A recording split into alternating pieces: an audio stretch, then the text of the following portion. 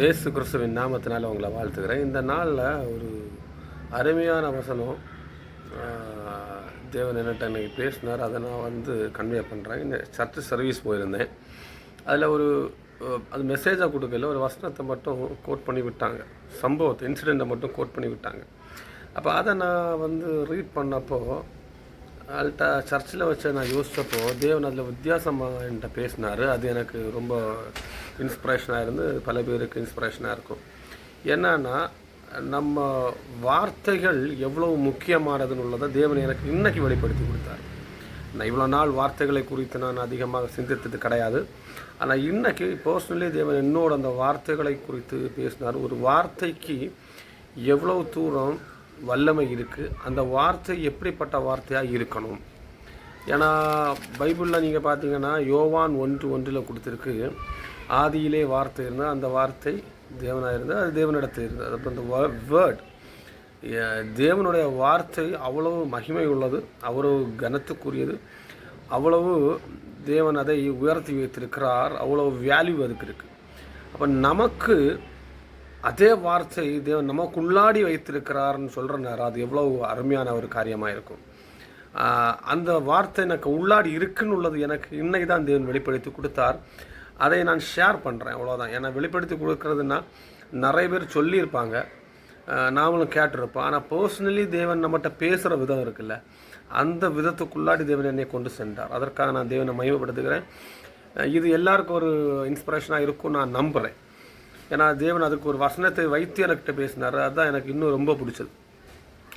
ஏன்னா நமக்கு ஒரு ப்ரூஃப் வேணும் இல்லையா? அந்த ப்ரூஃப் வசனத்தின் மூலியமாக கிடைக்கிற நேரம் அது எவ்வளோ கான்ஃபிடண்ட்டான ஒரு காரியமாக இருக்கும்.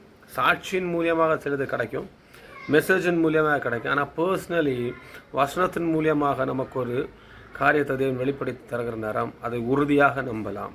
ஏன்னா வசனம் சொல்லுது, எல்லாம் மாறலாம், ஆனால் என்னுடைய வார்த்தை மாறாது. அந்த வார்த்தை மாறாத தேவன் என்னோடு வார்த்தையின் மூலியமாக பேசின ஒரு காரியத்தை தான் நான் ஷேர் பண்ணுறேன். அதுக்கு அது என்ன இன்சிடென்ட் நான் சொன்னேன்னா, மத்தேயு 8:23 இருந்து 27 வரை அந்த இன்சிடென்ட் நான் சிம்பிளாக சொல்கிறேன். சீஷர்களும் இயேசு கிறிஸ்துவும் சேர்ந்து அக்கறையிலேருந்து இன்னொரு கரைக்கு போட்டில் யாத்திரை பண்ணுறாங்க. அதில் கிரைஸ்ட் என்ன பண்ணுறாரு, தூங்கிட்டு இருக்கிறாரு. அலை நல்லா அடிக்கிற நேரம் இவங்க எல்லாம் இயேசு கிறிஸ்துவை எழுப்புறாங்க. அவர் எழும்பி எல்லாம் அதட்டினார். திருப்பி என்னாச்சு, அக்கறைக்கு போய் சேர்ந்தாங்க. ஆனால் இதில் கவனிக்க வேண்டியது பை ஸ்டெப் பார்த்தீங்கன்னா ரொம்ப பிரயோஜனம் உள்ளதாகவும் தேவன் என்கிட்ட பேசின ஒரு காரியமாகவும் இருக்கிறது. அந்த சிந்தனையை தேவன் தான் கொடுத்தாரு. என்னுடைய சிந்தனையோ என்னுடைய தாளந்தோ ஒன்றும் கிடையாது. தேவன் எனக்கு வெளிப்படுத்தி கொடுத்த காரியத்தை நான் என்னை உங்கள்கிட்ட ஷேர் பண்ணுறேன்.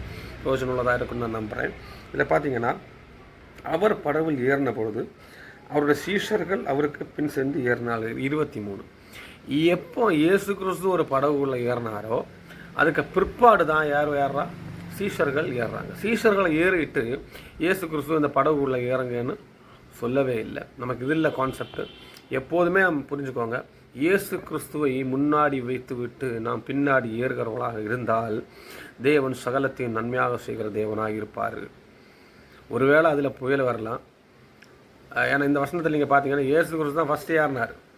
இயேசு கிறிஸ்து அந்த படகுல ஏறின உடனே சீஷர்கள் அதுக்கு பேக்கில் ஏறுறாங்க. அவர் கூப்பிட்டது போல் ஒன்றும் அதில் இல்லை. சீஷர்கள் என்ன பண்ணுறாங்க, பேக்கில் ஏறுறாங்க. அடுத்தது அப்பொழுது படகு அலைகளினால் மூடத்தக்கதாய் கடல் பெருங்காற்று உண்டாயிற்று, அவரோ நித்திரையாக இருந்தார். சுவாபாவிகம், எல்லாருக்கும் ஒரு தூக்கம் வரும். போட்டில் சீஷர்களும் கிரைஸ்டெல்லாம் இருக்கிறாங்க. அதில் தெளிவாக கொடுத்துருந்து, கிரைஸ்ட் நித்திரை போல நடித்தாரோ, இல்லைன்னா நான் ஆக்ட் பண்ணேன், இல்லைன்னா டயர்டாக இருந்தேன், அப்படி ஒன்றும் போட்டுட்டு இல்லை.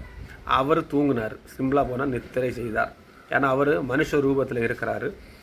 அவருக்கு டயர்டாக இருக்கும். எனக்கு முன்னாடி மெசேஜ் எல்லாம் கொடுத்து வராரு. கடலில் போகிற நேரம் படகு பயங்கரமாக அங்கேயும் இங்கேயும் அலை அடிக்குது. அவர் அந்த அலை அடிக்கிற இடத்துல இவர் என்ன பண்ணுறாரு, நல்லா தூங்குறாரு. சிம்பிளாக போகலாம், நல்லா தூங்குறாரு. இதே இன்சிடென்ட் இன்னொரு என்ன வரும்னா, படகில் பின்னணியத்தில் அவர் நல்லா போய் தூங்கினார். சீஷர்கள் சொல்லுவாங்க, நாங்கள் மடிந்து போகிறது உங்களுக்கு வருத்தமாக இல்லையா அப்படி இப்படின்னு கேட்பாங்க. இதில் என்ன கொடுத்துருக்குன்னா, நல்லா அலை அடிக்கி போட்டு ஆசிலேஷன் ஆகிட்டே இருக்குது. அப்போ நல்லா தூங்குறாங்க. அதில் வந்து சீஷர்கள் நல்லா ட்ரை பண்ணுறாங்க, என்ன போட்டை கண்ட்ரோல் பண்ணுறதுக்கு அவங்களால முடியலை. உடனே என்ன பண்ணுறா, தூங்கிட்டு இருந்த இயேசு கிறிஸ்துவ அப்பொழுது அவருடைய சீஷர்கள் வந்து அவரை எழுப்பி, ஆண்டவரே எங்களை ரட்சியம் அடைந்து போகிறோம் என்றார். அப்போ இவங்க என்ன பண்ணுறாங்க, ஓடி போய் தூங்கிட்டு இருந்த இயேசு கிறிஸ்துவை தட்டி எழுப்புனாங்க. எழுப்பிட்டு சொல்கிறாங்க, நாங்கள் எங்களை ரட்சிங்கப்பா, நாங்கள் மடிந்து போகிறது ரோம் என்கிறார்கள். நாங்கள் மடிந்து போகிறோம், எங்களால் முடியலை, நான் மரித்து போகும் தருவாயில் இருக்கிறோம், எல்லோரும் ஜீவனை விட வேண்டியிருக்கு, நீங்கள் வந்து எங்களை ரட்சிங்க, எங்களை ரட்சியும் அப்படின்னு சொல்லி என்ன பண்ணுறது, தூங்கிட்டு இருந்த இயேசு கிறிஸ்துவை தட்டி எழுப்புறாங்க. அப்போ இதில் வந்து தப்பாக அதில் என்ன கொடுத்துருக்கான்னு பார்த்தா ஒன்றுமே கிடையாது. சீஷர்கள் பயந்தாங்க. சீஷர்கள் ரட்சிக்க எங்களை ரட்சிங்க, நாங்கள் மரித்து போகிறோம் அப்படின்னு சொல்கிறாங்க. ஆனால் இதுக்கு நெக்ஸ்ட்டு கண்டென்ட் தான் ரொம்ப முக்கியம். இயேசு கிறிஸ்து எழும்பி என்ன சொன்னார்னா, அதற்கு அவர் அற்ப விசுவாசிகளே, ஸ்டாப் பண்ணுற, அற்ப விசுவாசிகளே ஏன் பயப்படுகிறீர்கள் என்று சொல்லி, அப்போ அதுக்கு அது ஒரு எழும்பல்ல அவர். அதற்கு அவர் படுத்துகிட்டே சொல்கிறாரு, அற்ப விசுவாசிகளை ஏன்பா நீங்கள் வந்து பயப்படுறீங்க என்று சொல்லி, அதுக்கு அப்புறம் தான் என்ன பண்ணுறாரு, எழும்புறார். எழும்பி காற்றையும் கடலையும் அதட்டினா உடனே மிகுந்த அமைதல் உண்டாயிற்று. அப்போ இதில் ஃபஸ்ட் திங், இயேசு கிறிஸ்து இருக்கிற படகுல வந்து கொந்தளிப்பு வருமானு கேட்டால் கண்டிப்பாக வரும். இயேசு கிறிஸ்துவை முன்னாடி நம்ம வாழ்க்கையிலையும் நம்ம வீட்லேயும் நம்ம கேரக்டரில் நம்ம எல்லாத்துலேயும் இயேசு கிறிஸ்துவை முன்னாடி வைத்து யார் பேக்கில் ஃபாலோ பண்ணுறீங்களோ அவங்க வாழ்க்கையில் அந்த போட்டில் அவர் யாரிட்டு உண்டு, அவர் யாருன்னா போட்டில் நீங்களும் யாரும் இருக்கிறீங்க. அவருக்கு பாதை தான் என்னுடைய பாதை என்று தீர்மானித்து அவருக்கு பின்னாடி எல்லாத்தையும் விட்டு அல்லாட அந்த உலக காரியத்தில் இருக்கிற எல்லா காரியமும் எனக்கு மேலானதென்று நான் சொல்லாமல் எனக்கு இயேசு கிறிஸ்து தான் முக்கியம், நான் எல்லாரையும் விட்டு ஒரு கரையிலேருந்து இன்னொரு கரைக்கு யாத்திரைக்காக நான் புறப்படுகிறேன் என்ற தீர்மானத்தோடு புறப்பட்டு போகிறவங்களுக்கு என்ன நடக்கும்னு பார்த்தீங்கன்னா பிரச்சனை உண்டு. போட்டு அலையில் நல்லா அடிக்கும். இன்னும் எக்ஸாம்பிள் சொல்ல முடிஞ்சால், இயேசு கிறிஸ்துவை அறிந்தன்னா, ரட்சிக்கப்பட்டனா, ஸ்நானத்துக்குள்ளாடி இருக்கிறனா, பரிசுத்தாவியை பெற்றுக்கொண்டனா, நாம் இருக்கிற இந்த உலகத்தின் கரையிலிருந்து இன்னொரு கரைக்கு யாத்திரைக்காக நாங்கள் புறப்படுறதுக்கு ரெடியாக இருக்கிறீங்க. அப்படி செய்கிறவங்க எல்லா உலகத்தை உள்ள எல்லா காரியத்தையும் விட்டு நம்ம ரட்சிப்பை பிடித்து இயேசு கிறிஸ்து தான் எனக்கு எல்லான்னு சொல்லி அவரை முன்னாடி நடத்தி, நம்ம தொழிலாக இருக்கட்டும், நம்ம வேலைகளாக இருக்கட்டும், நம்ம சரீரமாக இருக்கட்டும், நமக்கு தேவையான காரியங்களாக இருக்கட்டும், வீடாக இருக்கட்டும், எல்லா காரியத்துக்கும் இயேசு கிறிஸ்துவை முன்னாடி வைத்து அவர் என்ன செய்கிறாரோ அதற்கு ஏற்றபடி நான் அவரை ஃபாலோ பண்ணுவேன். அப்படி தீர்மானித்து இறங்கினவர்கள் தான் இந்த சீஷர்கள் இந்த போட்டில் கால் வைத்தாங்க. அப்படி தீர்மானித்து இறங்குகிற நாம இருந்தாலும் போட்டு போய்கிட்டே இருக்கிற நேரம் என்னாகும், கடல் கொந்தளிக்கும், போட்டு அசைவாடலாம், நமக்கு பயம் கொடுக்கலாம், ரட்சிக்கைக்கு யாராவது உண்டா நம்ம அங்கலாய்த்து கொண்டிருப்போம். அந்த நேரம் கிரைஸ்ட் வந்து சைலண்டாக இருக்கிற நாள்களும் இருக்கும். நம்ம என்ன தான் தீர்மானம் எடுத்து எங்கே தான் ஓடினாலும், ஜபித்தாலும் சரி தான், ஃபாஸ்டிங் போட்டாலும் சரி தான், ஆனால் ஒன்று தெரியும், காட் நான் உங்களை நம்பி வந்திருக்கிறேன், ஆனால் என்னுடைய வாழ்க்கை ஒரே ஆட்டத்தின் மத்தியில் இருக்கு, இதுக்கு நான் ஒன்றுமே செய்ய முடியலையே, நாங்கள் மடிந்து தான் போக முடியுமா, மடிந்து போகிறோம், அந்த மாதிரி ஒரு எண்ணத்தில் நம்ம வந்துடுவோம். ரட்சிக்கிறதுக்கு யாருமே இல்லையே. அப்படின்னா இயேசு கிறிஸ்து படகுல இருக்கிறார், அவர் என்ன பண்ணிகிட்டு இருக்கிறாரு, உண்மையிலேயே தூங்கிட்டு இருக்கிறார். இந்த சப்ஜெக்டில் இயேசு கிறிஸ்து எப்படி பண்ணுறாரு, தூங்கிட்டு இருக்கிறார், நித்திரையாக இருக்கிறார், நல்ல தெளிவாக கொடுத்துருக்கு. நம்ம வாழ்க்கையிலே நித்திரையாக இருக்கிறது போல நம்ம பார்வைக்கு தெரிந்து தான் இருக்கும் இல்லை. இந்த ஆவிக்குரிய விஷயத்தில் நான் அநேக நாட்களில் சில காரியத்தில் எல்லாம் சிக்குண்டு சின்ன பின்னமாக இருக்கிற அனுபவங்கள் எல்லாம் வாழ்க்கையில் இருந்துச்சு. அந்த நேரம் எப்படி இதுலேருந்து மீண்டு வரதுன்னே தெரியாது. நான் அப்போ என்ன பண்ணேன்னா சைலண்ட், பி சைலண்ட். ஏன்னா ஒன்று தெரியும், நாம் யாருக்கும் துரோகம் இல்லாமலும் தேவனுக்கு பிரியமானவர்களாய் நம்மளால் முடிந்த அளவு வாழ்ந்து கொண்டிருக்கிறோன்னு உள்ள ஒரு கான்ஃபிடன்ஸ் நமக்கு உள்ளாடி இருக்கா. நமக்கு உள்ள இன்னர் கான்ஷியஸில் ஒரு பயம் இருந்தாலும் இயேசு கிறிஸ்து எனக்கு முன்னாடி இருக்கிறான்னு ஒரு நம்பிக்கை நமக்கு இருக்கும். ஏன்னா நாம் அவரை முன்னாடி விட்டு பின்னாடி போகிறவங்களுக்கு, நாம் முன்னாடி போயிட்டு எனக்கு வாழ்க்கை எப்படி இருக்குன்னு சொல்கிறதுல அர்த்தம் கிடையாது. இயேசு கிறிஸ்துவை முன்னாடி விட்டுட்டு நாம் அவருக்கு பின்னாடி இருக்கிற சூழ்நிலையில் அவர் எல்லாமே கவனித்து கொண்டிருக்கிற தேவனாக இருக்கிறார். ஒருவேளை நம்ம பார்வைக்கு அவருக்கு தெரியாமல் கூட இருக்கலாம், ஒருவேளை அவர் தூங்கிட்டு இருக்கோட நம்ம நினைக்கலாம். ஆனால் இந்த இன்சிடெண்ட்டில் அவர் நல்லா தூங்கிட்டு இருக்கிறார், சிம்பிளாக சொல்ல போனால். அப்போ இவ்வளோ பிரச்சனை வரும்போது ஃபஸ்ட்டு அந்த சீசர்கள் வாயிலிருந்து வந்த வார்த்தை என்ன? எங்களை ரட்சிங்க, நாங்கள் மடிந்து போகிறோம். உண்மையிலேயே சொல்ல போனால் இவங்க கிரைஸ்ட் பேக்கில் ஃபாலோ பண்ணிகிட்டு இருக்கிறாங்க இல்லை. அப்போ நான் என்ன ஒன்று சொல்லுவேன், கிரைஸ்ட் பேக்கில் ஃபாலோ பண்ணிட்டு இருக்கிற நாம எவ்வளோதான் கிரைஸ்டுக்கு பேக்கில் ஃபாலோ பண்ணிகிட்டு இருந்தாலும் சம் இன்சிடென்ட்ஸ் தான் நம்மளை வந்து கிரைஸ்டுக்குள்ளாடி இன்னும் நெருக்கமாக கொண்டு போகும். பிரச்சனையே இல்லாமல் இருந்துச்சுன்னு வைங்களேன், இயேசு கிறிஸ்துவை குறித்து நம்ம அறியவே முடியாது.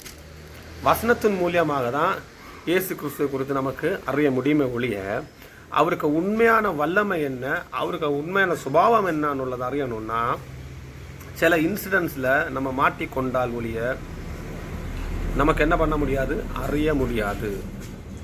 தேவனை குறித்து நம்ம அறிய முடியாது. அவருக்கு கேரக்டர் என்ன, அவர் எப்படியெல்லாம் பண்ணுவார், அவருக்கு ஆல்மைட்டி, அவருக்கு உண்மையான வல்லமை என்னன்னு உள்ளதை அறியணும்னா நம்ம வாழ்க்கையில் சில காரியங்கள் நடந்தாலே ஒழிய நம்ம அவரை குறித்து அறியவே முடியாது. மெசேஜ் கொடுக்கறனால அறிய முடியாது. ஏன்னா சீஷர்கள் இவ்வளவு மெசேஜ் எல்லாம் கேட்டாங்க, இயேசு கிறிஸ்து அற்புதம் அடையாளங்க பார்த்தாங்க. ஆனால் அவங்க பர்சனல் லைஃப்பில் ஒரு பிரச்சனை வரவு நேரம் தான் என்ன ஆகுது, இயேசு கிறிஸ்து யாருன்னு உள்ளதை அழுகிறாங்க. இவ்வளோ இயேசு கிறிஸ்துக்கு பேக்கில் ஃபாலோ பண்ணிகிட்டு இருந்தவங்களுக்கு இந்த பிரச்சனை வந்தப்பாங்க என்ன சொன்னாங்க, எங்களை ரட்சிங்க, நாங்கள் மடிந்து போகிறோம். நான் இன்னும் ஆழமாக சொல்ல முடியும், அவங்க ஏற்கனவே பாவத்தில் இருந்து கிரைஸ்ட் அவங்கள வந்து விடுதலை ஆக்கினவர்.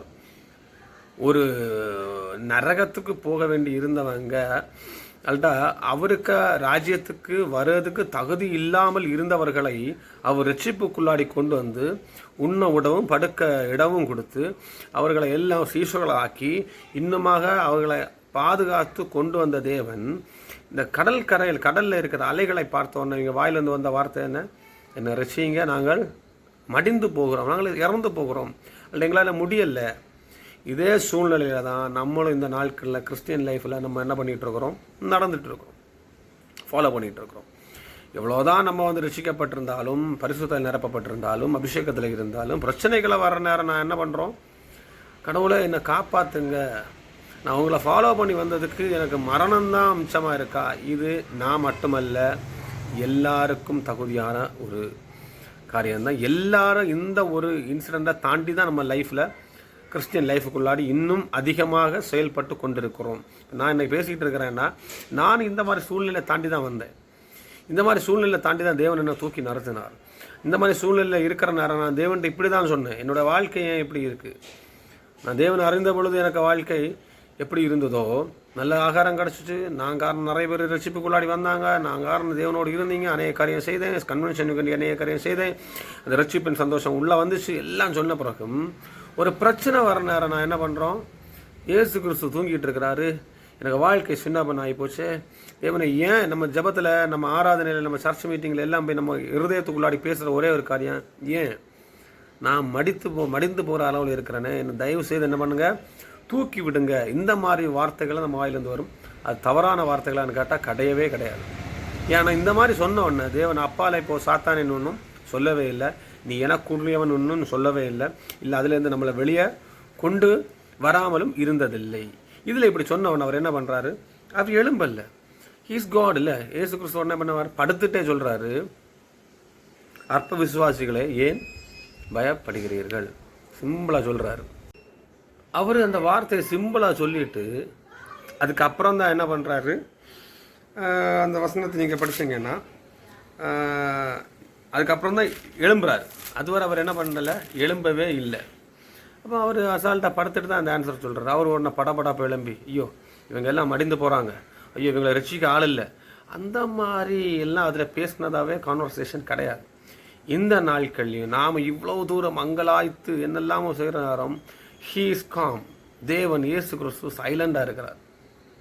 சைலண்ட். அவர் என்ன சொல்லணும், இந்த வசனத்தின்படி நம்ம வாழ்க்கையை பார்த்தீங்கன்னா நாம் இங்கே கொந்தளிச்சிட்டு இருக்கிறோம், நம்ம என்னெல்லாம் பண்ணிகிட்டு இருக்கிறோம், நாளைக்குள்ள காரியத்தை குறித்தும், எனக்கு வாழ்க்கை இன்னை குறித்தும், என்னுடைய சஞ்சலத்தை குறித்தும், என்னை ஒதுக்கப்பட்டவர்களாகவும், நான் தேவையற்றவனாக இருக்கிறேன், என்னை யாரும் கண்டுகிடலை, எனக்கு வாழ்க்கை வெறுத்து நாம் நாளைக்கு சூசைட் அட்டம்ப்ட்லேயோ அல்ல நான் என்ன பண்ணுவேன் அந்த மாதிரி ஒரு எண்ணத்தில் அங்கலாய்த்து கொண்டிருக்கிற நேரம் எந்த மாதிரி மைண்டில் இருப்பார்னு நீங்கள் நினைக்கிறீங்க இந்த வசனத்தின் பிரகாரம்?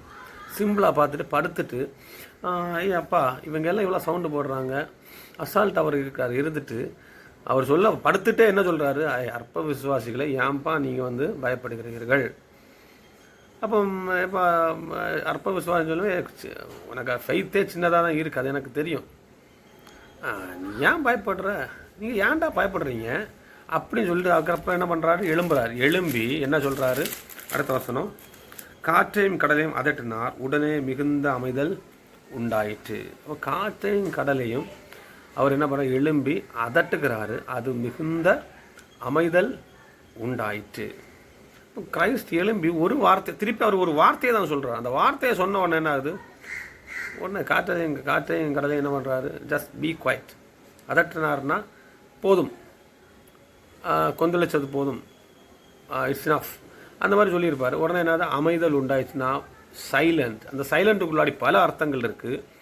சவுண்ட் இல்லை, இறைச்சல் இல்லை, கொந்தளிப்பு இல்லை, போட் காமாக இருக்குது, எல்லோரும் ஹாப்பியாக இருக்கிறாங்க, எல்லோரும் சந்தோஷப்படுறாங்க, எல்லோரும் நார்மல் ஆகிட்டாங்க. இதுக்கு எல்லாமே ஒரே ஒரு அர்த்தம் தான் சைலண்ட். தேவன் ஒரு வார்த்தை சொல்லும்போது நம்ம சுற்றி இருக்கிற நம்ம என்விரான்மெண்ட்டும் மாறுது, நம்மளை சுற்றி இருக்கிற நம்ம சூழ்நிலைகள் மாறுது, நாம் மாறுகிறோம், நம்மளோட வாழ்க்கை மாறுகிறது, என்னுடைய பேச்சு மாறுகிறது, என்னுடைய இருதயம் மாறுகிறது, நான் எல்லாரையும் பார்த்து சகஜமாக பழகிறேன், என்னுடைய வாழ்க்கை மாறின தேவனோடு நான் சகஜமாக பழக ஆரம்பிக்கிறேன். இதெல்லாம் எதுக்குள்ளாடி வருது? அவர் வந்து கடலையும் காற்றையும் பார்த்து என்ன பண்ண அதட்டின உடனே நடக்கிற காரியங்கள். இந்த ஒரு வார்த்தை அவர் சொன்ன உடனே என்ன ஆகுது? இவ்வளோ தூரம் நடந்துச்சு.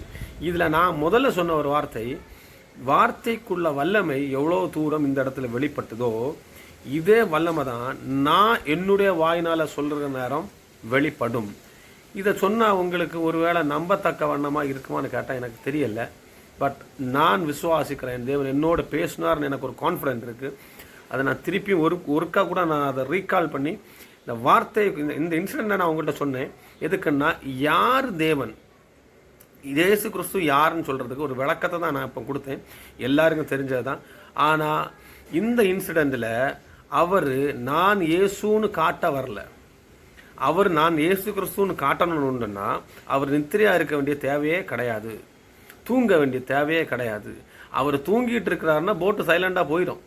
நான் என்ன சொல்லுவேன்னா, கிரைஸ்ட் வந்து சைலண்டாக இருக்கிறாருன்னா அந்த இடத்துல வந்து பிரச்சனை இல்லாமல் போகும், ஒரு பிரச்சனையை வரப்போகிறது கிடையாது. ஏன்னா இது ஆஃப்டர் ஆல் வந்து நேச்சுரல் டிசாஸ்டர்னு சொல்ல முடியும். ஒரு கடலும் காற்றும் மனிதர்களால் பிரச்சனை வந்தப்பவே இயேசு கிறிஸ்து தூங்கல்ல, சைலண்டாக நின்று சீஷர்கள் கூட நின்று எல்லாம் பேசி முடித்தார். அவர் வந்து போட்டில் ஏறி தூங்கிட்டு இருந்தார். இதுக்கு இந்த இன்சிடெண்ட் பைபிளில் நமக்கு வேண்டி கொடுக்கறதுக்கு காரணம் ஒன்று இருக்குது. இயேசு கிறிஸ்து தூங்கிட்டு இருக்கிறாருன்னு தூங்கிட்டு இருக்கிறாரு. அந்த தூக்கத்தில் இவங்க போய் தட்டி எழுப்புறாங்க பார்த்தீங்களா? எழுப்பிட்டேன்னு சொல்ல நாங்கள் இறந்து போகிறோம், மடிந்து போகிறோம்னு சொன்னப்போ இவர் எழும்பி அவருடைய வார்த்தையினால் என்ன பண்ணுறாரு? சகலத்தையும் மாற்றினார். நான் ஆழமாக சொல்ல முடியும், இயேசு கிறிஸ்துவ உங்கள் படகுல நீங்கள் கொண்டு போயிட்டு அவர் எழும்பினோன்னு என்ன சொல்கிற அற்ப விசுவாசின்னு சொல்ல காரணம் என்னன்னா, நான் இந்த படகுல இருக்கிறேன்ல, இந்த படகுல நான் இருக்கிறேன், நான் தூங்கிட்டு தான் இருக்கிறேன், எனக்கு இங்கே நடக்கிறதெல்லாம் தெரியாமல் ஒன்றும் கிடையாது. பட் ஐ பிலீவ், நான் விசுவாசித்தேன், நீங்கள் உங்கள் வார்த்தையினால் இந்த கடலையும் காற்றை என்ன பண்ணுவீங்க? அதட்டிடுவீங்கன்னு நான் நினச்சேன். ஆனால் நீங்கள் என்ன பண்ணலை, செய்யலை. அவர் என்ன சொன்னார்னு ஒரு வசனத்தில், இந்த மலையை பார்த்து நீ பேருந்து போன்னு சொன்னால் கண்டிப்பாக என்ன பண்ணுவான்? பேருந்து சமுத்திரத்தில் விழும். நான் அநேக காரியங்கள் என்னுடைய நாவினால் அற்புதங்கள் உனக்கு கண்ணுக்கு முன்னாடி நான் நிறைய காரியங்கள் செய்தேன். நீ என்னுடைய மகனாக இருக்கிற, ரட்சிக்கப்பட்டவனாக இருக்கிற, பரிசுத்த அபிஷேகத்தை பெற்றுக்கொண்டவனாக இருக்கிற, நான் எனக்கு எல்லா வல்ல மகிமை நான் உனக்கு கொடுத்துருக்குறேன். நீ என கூட வருகிற நேரம் வந்து நான் எல்லாம் 12 கூடைகள் நிறைய வந்து மீன்களை எடுத்து உன்கிட்ட தான் விளம்பச்சுன்னா நீ விளம்புன இந்த அற்புதங்கள் அடையாளங்கள் எல்லாம் பார்த்தியே, எல்லாம் நான் என்னோடய வார்த்தையினால தான் செய்தேன். விசுவாசம் ரொம்ப முக்கியம்னு உனக்கு சொல்லி கொடுத்துருக்குறேன். இதை நான் சொல்லி கொடுத்த பிற்பாடு தான் நீ எனக்கு பேக்கில் வந்துட்டே இருக்கிற, போட்டில் நானும் இருக்கிறேன், நான் தூங்கிட்டு தான் இருக்கிறேன். அதனால தான் அவர் எழும்பி படுத்துட்டே அவர் சொல்கிறாரு, அற்ப விசுவாசி நீங்கள் ஏன்பா பயப்படுறீங்கன்னு. அதுக்கு அர்த்தம் என்னன்னா, நீ பயப்பட வேண்டியவன் அல்ல. நீ என்ன நம்பி பேக்கில் வரியா, நீ பயப்பட வேண்டியவன் அல்ல. நீ என்ன கூப்பிடுற நேரத்துக்கு உன்னுடைய நாவினால் நீ ஒரு காரியத்தை சொல்கிறதா இருந்தால் அதை செய்வதற்கு நான் ரெடியாக இருக்கிறேனே. நம்ம அநேக நாட்கள் என்ன பண்ணுறோன்னா அதிகாரத்தை கையில் வைத்துட்டு நான் வந்து பேசாமல் இருக்கிறோம், தேவன்கிட்ட மந்தாடி கொண்டே இருக்கிறோம். நான் என்ன சொல்லணும்னா அது எவ்வளோ தூரம் உண்மையான கருத்துன்னு எனக்கு தெரியும். நம்மளால் முடியாத காரியங்கள் வருகிற நேரம் தான் நான் என்ன பண்ண முடியும், தேவன்கிட்ட மந்தாட முடியும். அது என்ன ப்ராப்ளம்னா மனதளவில் உடைந்து போயிருக்கிற அனுபவத்தில் நான் தேவனை கூப்பிடலாம். ஆனால் சில காரியத்துக்கு தேவன் நமக்கு அதிகாரத்தை கொடுத்துருக்கு. இப்போ இந்த வசனம் என்ன சொல்லுது, கடல் கொந்தளிக்கிற நேரம், நம்மளை சுற்றி பிரச்சனைகள் நடக்கிற நேரம் வந்து நீ அதிகாரத்தோடு சொல்லணும். என்ன சொல்லணும், இதுப்பா காற்றை பார்த்து நீ அமைதலாயிரு, என் கூட இருக்கிறவர் யாருன்னு எனக்கு நல்லா தெரியும், அவர் கூட இருக்கிற நேரம் என் படகு முங்காது, அவர் கூட இருக்கிற நேரம் நான் அழிய மாட்டேன், அவர் கூட இருக்கிற நேரம் எனக்கு ரட்சிப்பு கண்டிப்பாக உண்டு, அவர் கூட இருக்கிற நேரம் நான் மடிந்து போக மாட்டேன், அவரு கூட இருக்கிற நேரம் எனக்கு பீஸ் ஆஃப் மைண்ட் உண்டு, என் ஃபேமிலி பீஸாக தான் இருக்கும். இப்படி ஒரு தைரியத்தில் தான் நான் என்ன பண்ணணும், இயேசு கிறிஸ்து பேக்கில் ஃபாலோ பண்ணுறவங்களுக்கு உள்ளாடி இவ்வளோ ஃபெய்த் உள்ளாடி இருக்கணும். இவ்வளவு வைராகியங்களும் இவ்வளவு அதிகாரங்களும் தேவன் நமக்கு உள்ளாடி நம்ம நாவில் கொடுத்துருக்கிறார். இதை கொடுத்துருக்கிறனால தான் அவர் என்ன பண்ணுறாரு, எழும்பி காட்டுறாரு, எப்பா நான் இப்போ என்ன சொன்னனோ அதை நீ சொல்லியிருந்தாலே என்ன இருக்கும், இதெல்லாம் நிறுத்தி இருக்கும். என்னன்னா நான் இன்னும் ஆழமாக சொல்ல முடியும், தேவனுடைய வார்த்தை நமக்கு உள்ளாடி இருக்கு, அவருக்கு கொடுத்த பரிசுத்த ஆவியானவர் நமக்கு உள்ளாடி இருக்கிறாரு. எல்லாத்துக்கும் மேலே நம்ம ரட்சித்த இயேசு கிறிஸ்துவின் பிரசன்ஸ் நமக்கு உள்ளாடி, சிம்பிளா அபிஷேகம் நமக்கு உள்ளாடி இருக்கு, வார்த்தை இருக்கு. இந்த ரெண்டு நமக்கு உள்ளாடி இருக்கு. பார்த்தீங்களா, இன்னும் சொல்லலாம் இயேசு கிறிஸ்துவின் சுபாவம் நமக்கு உள்ளாடி இருக்கு. இந்த மூணு நமக்கு உள்ளாடி இருக்கிற நேரம் நான் என்ன சொல்றேன்னா, இந்த அவர் மொத்தமாகவே தேவன் நமக்கு உள்ளாடி இருக்கிறான்னு அர்த்தம். முழு அதிகாரம் நமக்கு உள்ளாடி இருக்கு. இந்த கடலை பார்த்து சொல்றதும், நமக்கு வாழ்க்கையில் இருக்க பிரச்சனைகளை பார்த்து அதிகாரத்தோடு மாறி நில்லுன்னு சொல்றதுக்குள்ள அதட்டுகிற அதிகாரத்தை தேவன் நமக்கு உள்ளாடி கொடுத்துருக்கிறார். நாம் அதை பிரயோஜனப்படுத்தி கொண்டிருக்கிறோமா, அதை தான் இன்னைக்கு அழகாக அவர் வெளிப்படுத்தி கொடுத்தார். எனக்கு அருமையாக எனக்கு இன்னைக்கு பேசினார். வேற யாரும் என்கிட்ட பேசலை, தேவன் வசனத்தின் மூலியமாக பேசின ஒரே ஒரு சிம்பிளாக தான் பேசி முடித்தார். ஏப்பா நான் உன் கூட இருக்கிறேன், நான் உன் படகுல இருக்கிறதா இருந்துச்சுன்னா கொந்தளிப்பு கண்டிப்பாக இருக்கும், பிரச்சனை கண்டிப்பாக வரும். ஏன்னா நான் உன் கூட இருக்கிறனால. அதில் நான் உன்னை கவனித்துட்டா இருக்கிறேன். சில காரியத்தில் நான் சைலண்டாக இருக்கிறது காரணம் என்னன்னா, நீ சைலண்டாக இருக்கக்கூடாதுன்னு தான் எனக்குள்ள ஆசையாக இருக்குது. சைலண்டாக இருக்கக்கூடாதுன்னா நமக்கு உள்ளாடி இருக்கிற வல்லமையை, நமக்கு உள்ளாடி தேவன் கொடுத்துருக்கிற அதிகாரத்தை, தேவன் நமக்கு உள்ளாடி வைத்திருக்கிற வார்த்தையின் அதிகாரம் என்ன, இந்த வசனத்தின் அதிகாரம் என்ன, அப்படிப்பட்ட வார்த்தையானவர் எனக்கு உள்ளாடி வாசம் செய்து கொண்டிருக்கிறார். பரிசுத்த ஆவியான எனக்கு உள்ளாடி வாசம் செய்து கொண்டிருக்கிறார். ரட்சிப்புக்குள்ளான நடத்தின இயேசு கிறிஸ்துவின் சுபாவம் எனக்கு உள்ளாடி இருக்கு. அப்படிப்பட்ட நான் வாயை மூடி கொண்டு இருப்பதற்கல்ல, நான் இயேசு கிறிஸ்துவை ஃபாலோ பண்ணிட்டு இருக்கிறேன். இயேசு கிறிஸ்து எல்லாத்தையும் வார்த்தையால் மாற்றிக்கிட்டே இருந்தார். அதே அபிஷேகம் தான் எனக்கு உள்ளாடி கொடுத்துருக்கு. நான் வார்த்தையால் நான் இன்னைக்கு வர மாற்றிக்கிட்டு இருக்கலன்னா, நான் இன்னும் கிறிஸ்டியன் லைஃபுக்கு உள்ளாடி இயேசு கிறிஸ்துவின் அதிகாரத்தை பெற்ற நான் அதை பிரயோஜனப்படுத்தாமல் இருக்கிறேன்னு அர்த்தம். இன்னும் பயந்து, ஏன் பயப்பட்டீர்கள் சொல்ல காரணம்னா, விசுவாசம் சின்ன விசுவாசம் தான் இருக்குது, அதனால நீ பயப்பட்டுருவியா? என்னுடைய வார்த்தை உனக்கு உள்ளாடி இருக்குப்பா, நீ என்ன நம்பி வர்ற, நான் தான் உன் படகுல ஏறி அதுக்கு பிற்பாடு அந்த படகுக்குள்ளாடி நீ யாரும் இருக்க. அதுக்கு அர்த்தம் என்னென்னா, உன்னுடைய வாழ்க்கையை, நம்முடைய வாழ்க்கையை நடத்துகிறவர் யாருன்னு பார்த்தீங்கன்னா இயேசு கிறிஸ்து. அவரை நம்பி தான் நம்ம வாழ்க்கையை அவருடைய கையில் கொடுத்துருக்குறோம். அப்படி அந்த வாழ்க்கை யாத்திரையில், அக்கறைக்கான யாத்திரை, இந்த கரையிலேருந்து உலக யாத்திரையிலேருந்து கானானுக்கு செல்கிற யாத்திரையில் பிரச்சனை ஆரம்பிக்க தான் செய்யும், கடைசியில் பிரச்சனை இருக்க தான் செய்யும். ஆனால் அந்த பிரச்சனைக்கு முற்றுப்புள்ளி வைக்கிற அதிகாரத்தை யார் கொடுத்துருக்கிறான்னா நமக்கு உள்ளாடி கொடுத்துருக்கிறார். இதை நான் இவ்வளோ நாள் இவ்வளோ ஆழமாக யார் சொல்லியும் கேட்டதுங்க இல்லை. எனக்கு இருந்த டவுட்டுகள் நிறைய இருந்துச்சு. வாயினால் அதிகாரம் இருக்குது, அவர் வந்து செய்ய மாட்டாரா? ஆனால் எல்லா காரியத்தையும் அவரால் செய்ய முடியும். ஆனால் அதே அதிகாரத்தை எனக்கு உள்ளாடி வச்சிருக்கிறார். ஏன்னா நான் வாங்க உள்ளாடி இருக்கிறேன், நீ நாவினால அதிகாரத்தை போடு, சகலத்தையும் செய்து முடிக்கிறதுக்கு நான் வல்லவராக இருக்கிறேன். இந்த ஆழமான கருத்து தேவன் என்ன எனக்கு கொடுத்தாரு. நம்மளை சுற்றி என்ன தான் நடக்குது, நம்ம ஃப்ரெண்ட்ஸுக்கு என்ன தான் நடக்குது, ஒரு பிரச்சனை இருக்கா, அவங்களுக்கு அப்புறம் வீட்டில் ஒரு ப்ராப்ளம் இருக்கா, அவங்களுக்கு வியாதியாக இருக்கிறாங்களா, பண கஷ்டம் இருக்கா, என்னதாக இருந்தாலும் அவங்களுக்கு சொல்ல வேண்டிய பரலோகத்தின் ராஜ்யத்தின் சுவிசேஷத்தை சொல்லி அதிகாரத்தோடு நீங்கள் அவங்களுக்கு ஜெபிக்கிறதா இருந்துச்சுன்னா தேவன் அவங்க வாழ்க்கையிலேருந்து பிரச்சனையை மாற்ற வல்லவராக இருக்கிறாரு. அவங்க வாழ்க்கையை மட்டுமல்ல, நாம் தேவனோடு இருக்கிறன்னா இவ்வளோ அதிகாரத்தை எனக்கு உள்ளாடி வைத்திருக்கிறார். வைத்து விட்டு நாம் என்ன பண்ணக்கூடாது, சைலண்டாக இருக்கிறதுக்கு வேண்டிய அல்ல இவ்வளோ அதிகாரத்தை கொடுத்துருக்கிறார்.